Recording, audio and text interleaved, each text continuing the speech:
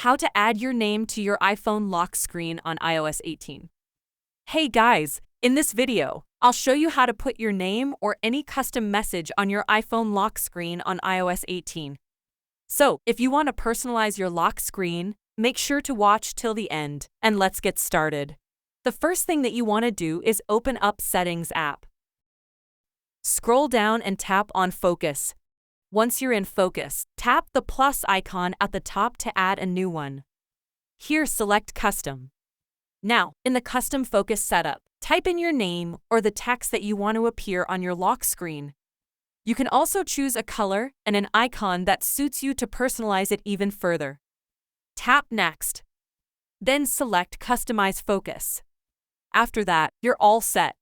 Just exit out of the settings, and you'll see your custom focus ready to use. Now, to activate the custom focus you just made, open the Control Center by swiping down from the top right corner of your screen. Turn on the focus you created. Let's check out the lock screen.